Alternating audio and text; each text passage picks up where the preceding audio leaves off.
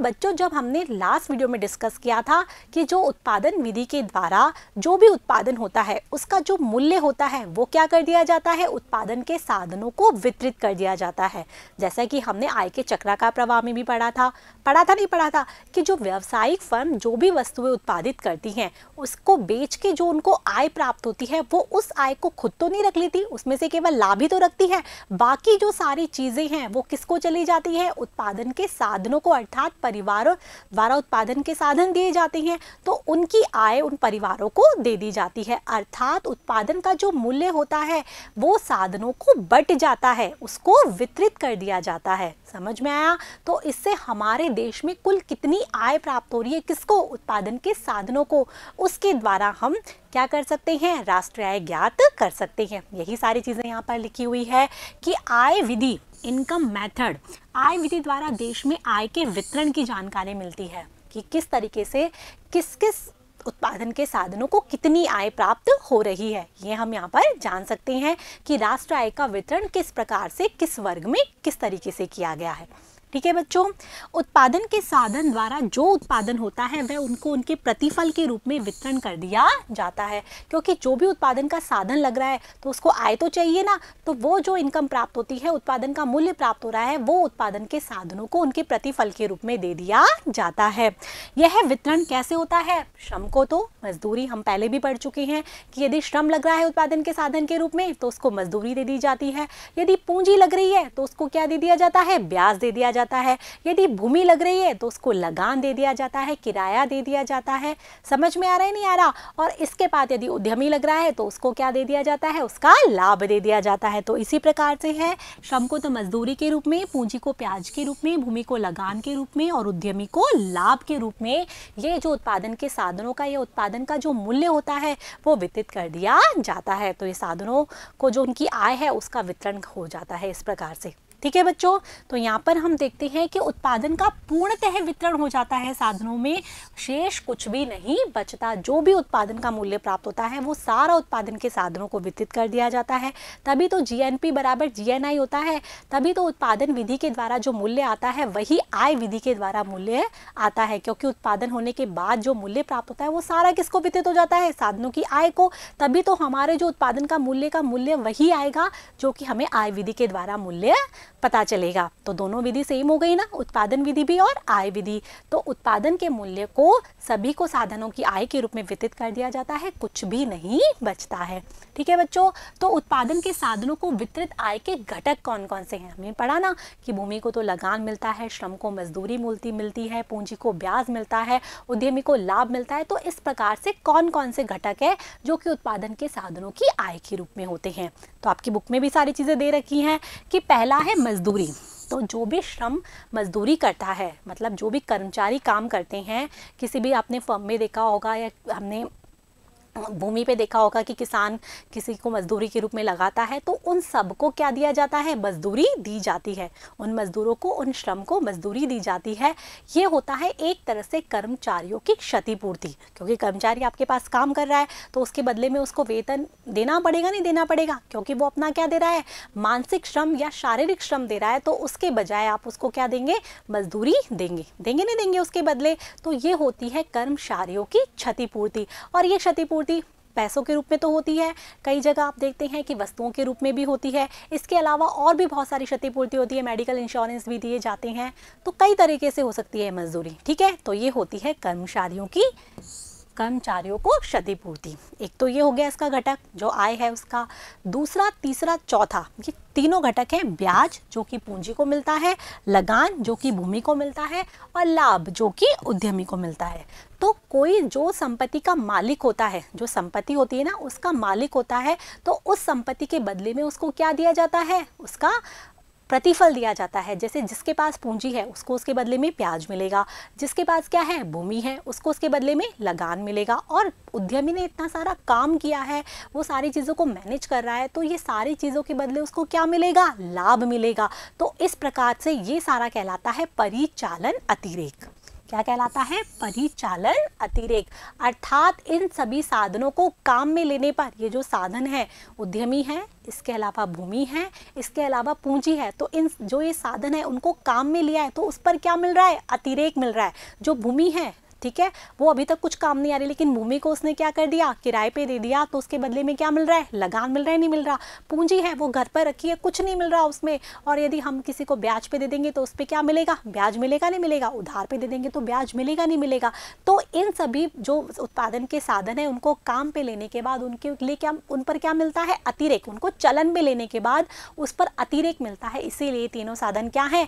परिचालन अतिरेक है। ठीक है, इसके बाद आती है मिश्रित आय। तो एक जो फर्म है या एक कोई व्यक्ति है जो कि खुद रोजगार कर रहा है, खुद का उसका बिजनेस है, तो उस पर मिश्रित आय प्राप्त होती है उसको, चाहे वो वेतन के रूप में हो, चाहे वो कमीशन के रूप में हो। ठीक है बच्चों, तो मिश्रित आय किसके रूप में होती है? वेतन या कमीशन के रूप में। ठीक है बच्चों, तो इस तरीके से जो ये पांचों घटक हैं वो क्या है? उत्पादन में जो भी साधन लगे हुए हैं उनकी आय के घटक हैं। ये 5 तरीके से आय साधनों के द्वारा प्राप्त की जा सकती है। आ गया बच्चों समझ में? अब हमें क्या करना है? जो भी ये जीडीपी आएगी हमारी, ये घरेलू ही आएगी, ग्रॉस डोमेस्टिक प्रोडक्ट ही आएगा हमारा, क्योंकि हम घरेलू क्षेत्र की भौगोलिक सीमा के अंदर की ही बात कर रहे हैं। जो उत्पादन के साधन है वो भौगोलिक सीमा के अंदर ही है, और इनके द्वारा जो आय प्राप्त की जा रही है, चाहे वो लाभ हो, चाहे वो लगान हो, चाहे वो ब्याज हो, चाहे मजदूरी हो, तो हम क्या करेंगे? जीडीपी ज्ञात करने के लिए, ग्रॉस डोमेस्टिक प्रोडक्ट ज्ञात करने के लिए, या फिर हम इसको क्या बोल सकते हैं? जी, जो हमने इनकम ज्ञात की थी ना हमारा, वो इनकम मेथड के द्वारा जीडीआई भी बोल सकते हैं। बोल सकते नहीं बोल सकते, क्योंकि डोमेस्टिक इनकम है। ठीक है, तो इन ये सारी जो इनकम है उसको हम क्या कर देते हैं? जोड़ देते हैं, तो उसके द्वारा हम क्या ज्ञात कर सकते हैं? राष्ट्रीय आय ज्ञात कर सकते हैं। ठीक है, तो आय विधि से राष्ट्रीय आय की गणना के लिए साधनों की आय को जोड़ देते हैं। जो मजदूरी है, जो ब्याज है, जो लाभ है, जो लगान है, इन सबको हम क्या कर देंगे? जोड़ देंगे। उत्पादन के साधनों की आय को जोड़ देते हैं, जिसके द्वारा हमें आय विधि से राष्ट्रीय आय ज्ञात होती है। तो सकल राष्ट्रीय आय कैसी होगी? मजदूरी, ब्याज, लगान और लाभ। मजदूरी वेजेस W, ब्याज इंटरेस्ट I, लगान रेंट R और प्रॉफिट P, लाभ। तो हम इन चारों को जोड़ देंगे, जिससे हमारी सकल राष्ट्रीय आय GNI हमें ज्ञात हो जाएगी। ठीक है, और इसे हम NDP at FC भी कहते हैं। जो हमारी GNI हमें ज्ञात हुई है ना, इसका दूसरा नाम है NDP at FC। जैसे हमने अभी बात की थी ये GDP है, तो यदि हम इसको बात करें तो ये है हमारी NDP at FC। क्या है हमारी? NDP, मतलब हमने से मूल्यह्रास घटा दिया। पहले GDP, हमने इसमें से मूल्यह्रास को घटा दिया, तो ये हमारी NDP at FC, अर्थात साधन लागत पर शुद्ध घरेलू उत्पाद। क्या है ये हमारा? साधन लागत पर। साधन लागत ही तो है, सारे साधनों की आय तो ज्ञात हुई है ना हमें इसमें, तो वो सारी ज्ञात होने के बाद इसमें क्या है? ये घरेलू क्षेत्र में है। किस में है? घरेलू क्षेत्र में। मूल्यह्रास इसमें हम ऑटोमेटिकली घटा चुके हैं, तो ये NDP at FC होती है, क्योंकि ये साधनों की आय होती है। अब हमें क्या ज्ञात करना होता है इसके अंदर? NNP at FC। क्या ज्ञात करना होता है? NNP at FC, अर्थात ये डोमेस्टिक से हमें क्या ज्ञात करना होता है? नेशनल। तो हमने पढ़ा था ना पिछले चैप्टर में कि यदि हम डोमेस्टिक से नेशनल पे आते हैं, तो डोमेस्टिक तो क्या है? संकीर्ण धारणा है, और नेशनल क्या है? विस्तृत धारणा है। तो यदि विस्तृत धारणा को ज्ञात करते हैं, नेशनल पे आते हैं, तो हम क्या जोड़ देते हैं? कुछ याद आ रहा है? NFIA, अर्थात विदेशों से प्राप्त शुद्ध साधन आय। तो हमने जो विदेशों अभी उत्पादन के साधनों की आय ज्ञात की है वो घरेलू ही है, अर्थात भौगोलिक सीमा के अंदर है। अब इसके हम विदेशों से प्राप्त शुद्ध साधन आय को भी जोड़ दें, तो हमारा क्या आ जाएगा? NNP at FC, जो कि राष्ट्रीय आय कहलाती है। आपको ये बहुत अच्छे से याद रख लेना है कि राष्ट्रीय आय अर्थात NNP at FC। ठीक है, इसके लिए हम NDP at FC में विदेशों से प्राप्त शुद्ध साधन आय को जोड़ देते हैं। Net income from net factor income from abroad, यही आएगी ना इसमें। तो NNP at FC अर्थात नेशनल इनकम ज्ञात करने के लिए NDP at FC में हम NFIA को जोड़ देते हैं। तो याद हो गया आपको? समझ में आ गया कि उत्पादन के साधनों को जो भी आय प्राप्त होती है वो होती है NDP at FC। समझ में आया, शुद्ध घरेलू उत्पाद साधन लागत पर।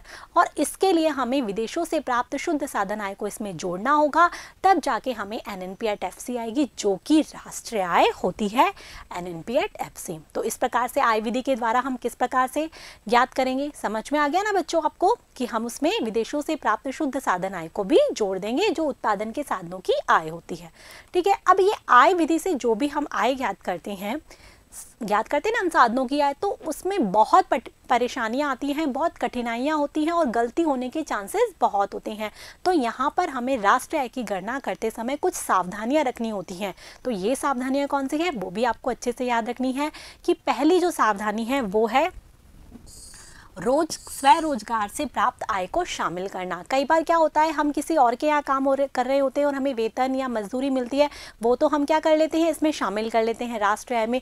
लेकिन खुद के रोजगार से, सपोज दैट मैं कोई कंपनी चला रही हूँ, तो मैं उसमें खुद भी तो काम कर रही हूँ ना। यदि मैं काम नहीं करूँ, मेरी जगह कोई वर्कर काम करे, तो उसको क्या मिलेगा, पैसा मिलेगा नहीं मिलेगा। तो जो हम खुद रोजगार कर रहे हैं उससे प्राप्त आय, जो कि किसी और को भी दे सकते थे, हम खुद काम करके प्राप्त कर रहे हैं, मिल तो नहीं रही हमें, लेकिन काम तो कर ही रहे ना, उत्पादन तो हो ही रहा है ना हमारे वहाँ से योगदान से। तो स्वरोजगार से प्राप्त आय को भी हम राष्ट्रीय आय में शामिल करना चाहिए यहाँ पर। ठीक है बच्चों, उसको नहीं छोड़ना चाहिए, स्वरोजगार से प्राप्त आय भी यहाँ पर शामिल होगी। कौन सी विधि में, आय विधि में, ये ध्यान रखना है। स्वयं के मकान में रहने का किराया भी शामिल करना। यदि कोई व्यक्ति आपके मकान में किराए पे रह रहा है, तो आप क्या लोगे, उससे किराया लोगे नहीं लोगे, यहाँ पर भी उत्पादन हुआ है नहीं हुआ है, मनी हुई ही नहीं हुई है। तो लेकिन यदि हम खुद के मकान में किराए पे रह रहे हैं, तो हम उसको किराए को शामिल नहीं करते। जो स्वयं के मकान में रह रहे हैं, तो उसको हम किराए को क्या किया जाता है, अधिकतर राष्ट्रीय आय में शामिल करने में भ्रामक गणना हो जाती है, तो यहाँ पर शामिल नहीं किया जाता। लेकिन स्वयं के मकान में रहने वाला जो किराया है, जो कि हम किसी और को रख कर भी ले सकते थे, तो वो भी क्या किया जाता है, राष्ट्रीय आय में शामिल होगा। ठीक है बच्चों, अगला है वस्तु या सेवा के रूप में दी जाने वाली मजदूरी भी शामिल करना। कई बार क्या होता है, मजदूरी नकद रूप में दी जाती है, वो तो राष्ट्रीय आय में शामिल कर ली जाती है, लेकिन कई बार वस्तु के रूप में या सेवा के रूप में भी मजदूरी दी जाती है। जैसे कि कोई किसान काम कर रहा है, तो उससे क्या कर देते हैं, ले भाई तू इतने तो रुपए ले, साथ में तू 2 बोरी गेहूँ ले जा, या ये सामान ले जा। तो ये वस्तु और सेवा के रूप में दी जाने वाली जो मजदूरी होती है, उनका भी तो मूल्य होता है ना कुछ, तो वो भी राष्ट्रीय आय में शामिल किया जाना चाहिए। तो ये सावधानियां रखनी होगी हमें क्या करने के लिए, राष्ट्रीय आय की गणना में करने के लिए। इसके बाद है स्व उपभोग के लिए उत्पादन का हिस्सा शामिल करना। अब जैसे किसान क्या होता है, जो उत्पादित करता है, माना उसने 10 बोरी गेहूं उत्पादित किए, तो उसमें से 2 बोरी गेहूं उसने खुद के लिए रख लिए और 8 बोरी गेहूं को बेच दिया। तो अधिकतर क्या किया जाता है, जो 8 बोरी गेहूं बेचा है, केवल उसी उत्पादन के मूल्य को शामिल किया जाता है। लेकिन जो 2 बोरी गेहूं उसने खुद के लिए उत्पादित किया है, जो स्व उपभोग के लिए रखा है, तो वो भी क्या है, उत्पादन ही तो है, तो उसे भी उसमें राष्ट्रीय आय में शामिल किया जाना चाहिए। ये सारी चीजें ध्यान में होगी। अगला है अवैधानिक आय को शामिल नहीं करना। जो गलत तरीके से आय अर्जित की जाती है, जो अवैधानिक आय होती है, जो नकली नोटों से प्राप्त की जाती है, समझ में आ रहा है, या फिर कोई गलत कार्य करके ज्ञात की जाती है, तो उसको राष्ट्रीय आय में शामिल नहीं किया जाना चाहिए। तो समझ में आ गया। तो इस प्रकार से राष्ट्रीय आय की गणना में क्या रखनी चाहिए, सावधानियां रखनी चाहिए। स्वयं के रोजगार से प्राप्त आय शामिल होगी, स्वयं के मकान का जो किराया है वो शामिल होगा, अवैधानिक आय शामिल नहीं होगी। समझ में आ रहा है, नहीं आ रहा। और उसके बाद यदि हम बात करें कि वस्तु और सेवा के रूप में दी जाने वाली जो मजदूरी है, वो राष्ट्रीय आय में शामिल होगी, और जो स्व उपभोग के लिए उत्पादन का हिस्सा रखा जाता है, वो भी क्या किया जाएगा, राष्ट्रीय आय में शामिल होगा। तो बच्चों, ये था आपकी आय विधि। तो आय विधि के द्वारा हमने क्या जाना कि आय विधि के द्वारा उत्पादन का जो मूल्य है वो राष्ट्रीय आय में हम उसको शामिल करते हैं, और उत्पादन का मूल्य है वो उत्पादन के साधनों की क्या होती है, आय होती है। तो वो जो आय प्राप्त होती है, श्रम को मजदूरी प्राप्त होती है, इसके अलावा भूमि को लगान प्राप्त होता है, पूंजी को ब्याज और उद्यमी को लाभ। तो इन चारों को हम टोटल कर देते हैं, तो क्या प्राप्त होती है हमें आय विधि से NDP at FC, अर्थात शुद्ध घरेलू उत्पाद। कौन से पे, साधन लागत पर। और इसमें हमें जोड़ना होता है विदेशों से प्राप्त शुद्ध साधन आय, तब जाके हमें ज्ञात होती है NNP at FC, जिसे ही हम राष्ट्रीय आय कहते हैं। और आय विधि की गणना करते समय हमें ये सारी सावधानियां रखनी होगी। तो समझ में आ गई आपको आय विधि, बहुत ईजी है। उत्पादन के साधनों को प्राप्त होने वाले प्रतिफल, वही आय विधि होती है। तो बच्चों, हम उत्पादन विधि पढ़ चुके, आय विधि पढ़ चुके। अब हम नेक्स्ट वीडियो में जानेंगे व्यय विधि के बारे में कि व्यय विधि के द्वारा किस प्रकार से राष्ट्रीय आय की गणना की जाती है। तब तक आपको आय विधि को अच्छे से लर्न कर लेना है, अपनी कॉपी में नोट कर लेना है और अच्छे से समझ लेना है। ठीक है बच्चों, तो अब मिलेंगे नेक्स्ट वीडियो में। तब तक के लिए मेरे साथ बने रहिए, पढ़ते रहिए, बढ़ते रहिए। Thank you.